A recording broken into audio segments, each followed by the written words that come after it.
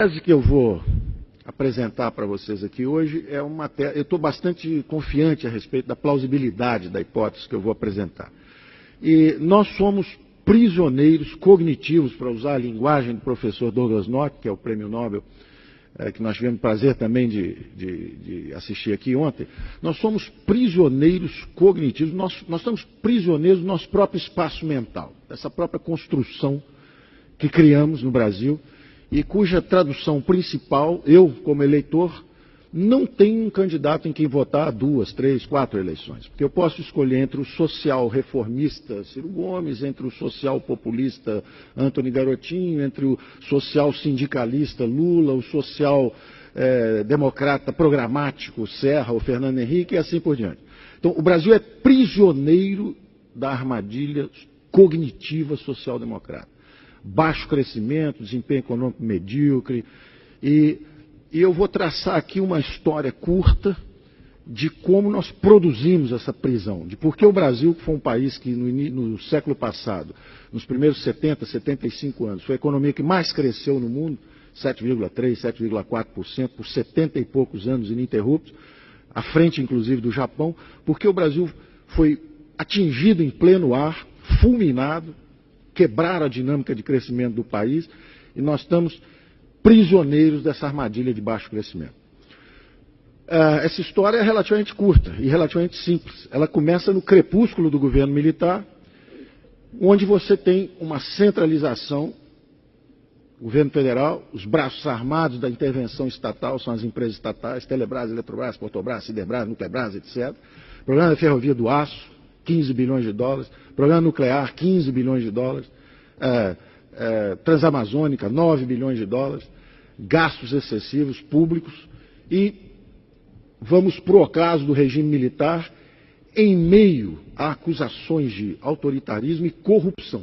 Você se lembra que os militares que entraram com a ideia de tradições, pátria, a defesa da moral e da ética e da própria liberdade, porque devolveriam rapidamente aos civis o regime democrático, no final saem do Palácio do Planalto pela porta dos fundos, literalmente.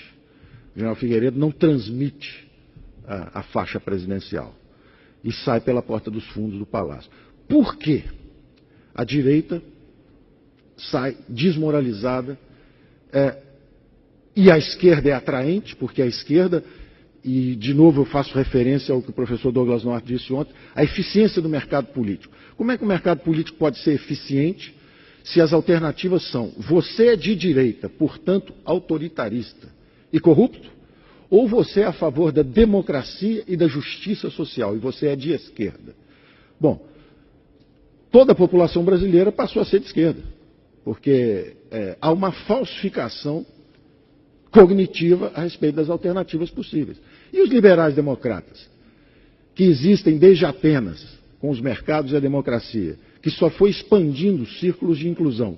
O capitalismo é uma história de inclusões, não é uma história de exclusões. Aliás, os últimos que estão sendo incluídos são os 3 bilhões de indivíduos da China, da Índia, da Rússia, do leste europeu, que haviam provado a outra receita. E onde está essa tradição de 2000 anos? De democracias e mercados, primeiro entre os gregos, Esparta, militarista e autárquica, ganha a Guerra do Peloponeso e começa o declínio da civilização grega. Não é acidente. O socialismo é um episódio relativamente curto da história humana, sangrento bastante pelas reações que produziu, né? 2 guerras mundiais, 120 milhões de pessoas atingidas, mortas, ou em combate, ou por torturas e repressões internas. A sociedade aberta quase faleceu no século passado, foi asfixiada pelos dois extremos, pelo socialismo, pelo comunismo de um lado, nas sociedades fechadas, e pela reação nacional socialista, que era o nazismo, de um lado, também extremo. E onde estão os liberais democratas, que eram a favor de democracia e economias de mercado? Os amigos da liberdade, sempre ameaçados pelos dois extremos. E não são conservadores. Conservador é quem quer conservar. Os liberais nunca quiseram conservar. Assistimos ontem também a conversa sobre a grande sociedade de livre acesso, né? Que é o que a democracia e os mercados têm feito. E o socialismo, então, é absorvido pela grande sociedade aberta simplesmente como uma síntese de solidariedade. É a única coisa que restou do socialismo aproveitável. Né? Ele entra no lugar da religião, que ele sempre detestou, ele entra no lugar da solidariedade, do instinto de solidariedade, que realmente numa organização global há inseguranças no coração do homem, o indivíduo se sente desprotegido e precisa da tal rede de proteção social. E fica então aquela falsa promessa de que com o socialismo você pode entregar aquilo. Ora, as populações que se entregaram a essa busca implodiram e estão hoje tentando reingressar no capitalismo globalizado, sem encargos sociais, sem encargos trabalhistas, sem proteções e pedindo pela inclusão do lado de cá. O Brasil, sociedade politicamente fechada, início dos anos 80, tateando no escuro, procurando uma direção. Se você é um democrata, está a favor do restabelecimento do regime democrático e é a favor da justiça social, junte-se a nós. E começa uma competição infernal de um mercado político ineficiente, porque ele é prisioneiro de uma mentalidade equivocada, obsoleta e passada. E aí nós temos um fascinante desfilar de tragédias, nas 3 dimensões do nosso grande equívoco, que é essa armadilha social-democrata. Quais são as 3 dimensões? A primeira dimensão são as disfunções financeiras. Então, vamos examinar orçamentos, a história dos orçamentos aí nesses últimos 20 anos, as 2 décadas de democracia. A primeira grande onda intervencionista vem com os militares, que levam os gastos públicos para 22%, 23%, 24% do PIB. E, como vimos, investindo em capital físico, instalações industriais, máquinas e equipamentos. O capital humano jogado para o lado. Educação, saúde, habitação, segurança, justiça, esse troço para o lado. E o que a gente tem realmente são grandes empresas estatais e grandes projetos federais. Na hora que você abre politicamente, a pressão social é colossal pelo resgate da dívida social, né? As desigualdades de oportunidades. De um lado, políticos inebriados, em busca do poder finalmente atingido com a abertura política. De outro lado, jovens economistas inexperientes, incultos e em busca da fama e do sucesso fácil. Oferecem soluções rápidas, sem reforma do Estado, sem explicitar esse conflito de reforma do Estado que seria necessário e que nós não fizemos até hoje. Vende-se uma receita fácil. É só congelar preços, usar uma âncora cambial, fazer uma tablita de conversão, está feito o plano cruzado. É uma falsificação da realidade. É como viabilizar a classe política gastar mais, oferecendo uma solução inorgânica, disfuncional, falsa. Aquilo dura 1, 2, 3 anos de glória, implode, explode, o Brasil vai para uma moratória externa, caça bois no pasto, persegue empresários e começa a nossa tragédia financeira.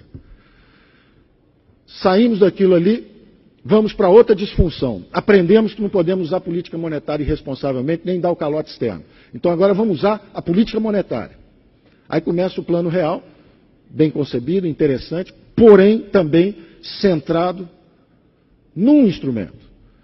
Os primeiros 4 anos de plano real, o valente Gustavo Franco defendendo lá a fronteira, sozinho, cercado de índios por todos os lados, até o ataque final, onde ele é derrubado também, porque não há reforço. Houve déficit fiscal durante os primeiros 2, 3, 4 anos de plano real.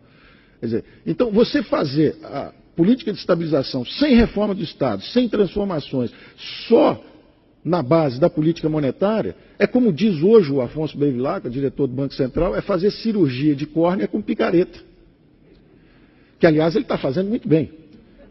Cirurgia de córnea com picareta. Quer dizer, realmente a meta inflacionária vai ser atingida, agora é um custo elevado, porque ninguém mais trabalha. E a fórmula dos políticos é sempre essa. Bota meia dúzia de jovens valentes lá, eles vão defender e vão fazer o que está combinado, enquanto a gente do resto não faz nada. Essa tem sido a forma de defesa da classe política brasileira. É um espremedor de suco de jovens talentos. Os economistas são exprimidos, um a um, viram suco, são usados, enquanto se perpetuam os mesmos políticos lá em cima. E eles vão oscilando. E aí a gente passa tendo analisado essas disfunções são claras. Se você gasta muito, primeiro você causa uma hiperinflação. Aí você aprende, não posso emitir moeda. Agora eu vou emitir muita dívida. Aí você causa 1 trilhão de dívida, quase 500 bilhões de dólares. Uns 3 ou 4 planos Marshall. Dava para reconstruir a Europa 3 ou 4 vezes. Isso foi o que nós gastamos para estabilizar a economia brasileira. E não está garantido, porque a qualquer momento, se o Banco Central sai, está tudo solto outra vez. É lamentável. Então, são disfunções financeiras que, na verdade, são epifenômenos do mesmo mal. São sintomas epidérmicos do mesmo mal. O mal é um só. Gastos públicos de 20% para 40% do PIB. Bom, isso tem também a dimensão política. Qual é a dimensão política? É a desmoralização de todo o espectro político brasileiro. Primeiro estão desmoralizados os partidos de direita fisiológicos que apoiaram o regime militar autoritário e corrupto. Então vamos agora para o PMDB, que o PMDB é o grande campeão da liberdade, doutor Ulisses, doutor Tancredo, a campanha pelas diretas, etc. Entra lá o PMDB. O que é o PMDB 3 ou 4 anos depois de populismo e demagogia? Com plano cruzado, com coisas desse tipo. Em que se transforma o PMDB? Em algo aparentemente muito feio, porque saem de lá os dissidentes e criam o PSDB em nome da ética. Então, em vez do doutor Ulisses e do Tancredo, aparentemente estariam lá o Newton Cardoso, o Orestes Quercia, etc., e aquilo teria virado um partido de esquerda populista e fisiológico. Então vamos criar um doutrinário programático, é o PSDB. Bom, 2 mandatos após, o mesmo crescimento econômico medíocre, de 2,3%, que aliás é a média do crescimento econômico dos últimos 25 anos.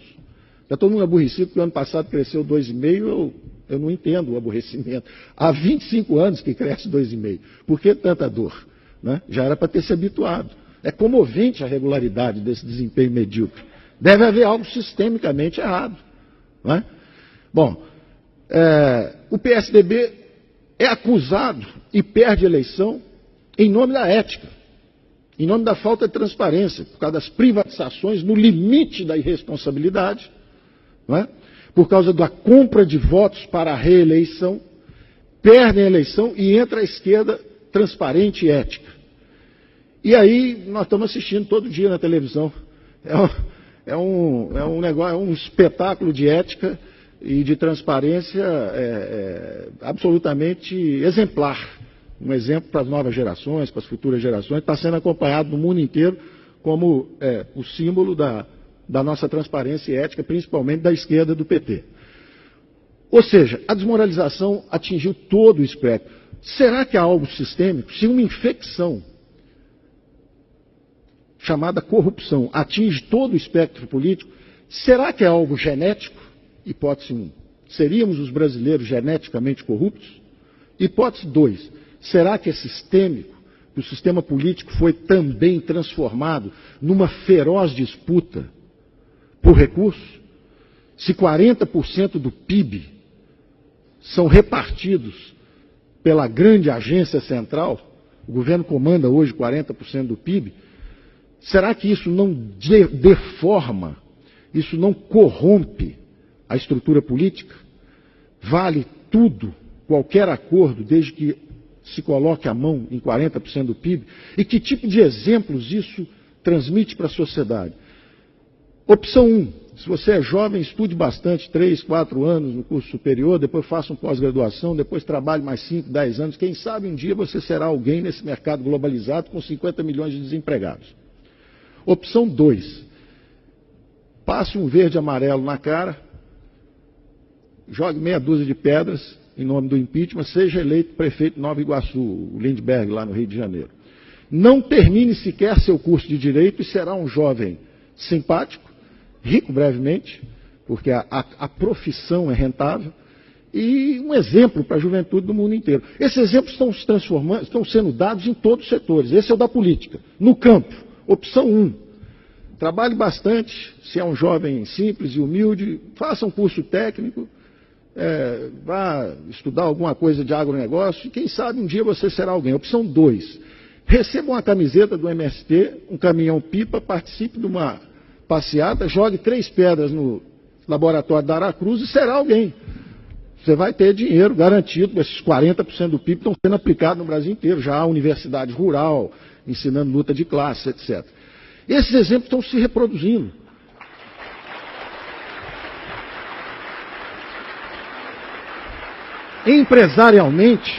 Empresarialmente é a mesma coisa. Opção 1, lute competitivamente no seu mercado e compita com 80 milhões de brasileiros por uma fatia. Opção 2, vá a Brasília, consiga um contrato de fornecimento de material para o Exército, um contrato de fornecimento. Inclusive, se você for estagiário do INSS, você pode, em 3 semanas, conseguir um golpe de 3 milhões de reais. Se você já tiver mais tempo de prática, 10 anos, 15 anos, você pode fazer como a Georgina, são 100 milhões. Mas se você for estagiário talentoso, 3 milhões de reais é coisa de 3 semanas, como estagiário no INSS. Bom, esses exemplos estão se multiplicando, estão sendo dados. Essa carga de valores que nós estamos transmitindo para gerações novas. E, finalmente, a terceira dimensão dessa tragédia brasileira. A primeira era justamente as disfunções financeiras, não é? A última delas são os juros astronômicos, o câmbio baixo, são disfunções financeiras. A segunda é essa disfunção política.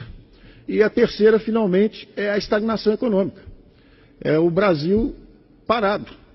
O Brasil parado, esperando reformas, e que vir aqui pedir votos dizendo que vai modernizar o sistema de previdência. E quem é o social-democrata que tem coragem de dizer que quer mudar as relações de trabalho? A legislação trabalhista obsoleta, anárquica, injusta e impeditiva da criação de empregos. Porque a população economicamente ativa brasileira, 80 milhões de brasileiros, 50 milhões não têm carteira de trabalho assinada. Estão fora do mercado, estão excluídos. Perderam os empregos para os chineses. Não é? E o câmbio é o sinal que está chegando. O que a China, o que a Índia estão mandando de sinal para nós através desse sistema de mercados internacional e globalizado, é a seguinte informação: vocês têm um pouco de minério, sente em cima disso, e geladeira, sapato, isso deixa que a gente faça para vocês.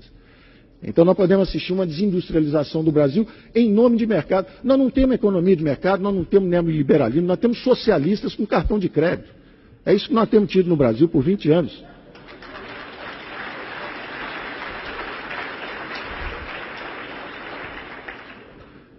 E hoje, o desafio da estagnação econômica é o seguinte: você tem uma bola de ferro na perna direita, que é excesso de impostos. A bola de ferro na esquerda, juros elevados. As mãos amarradas são os encargos sociais e trabalhistas. E alguém diz assim: agora corre que o chinês vai te pegar. É isso que nós estamos vivendo.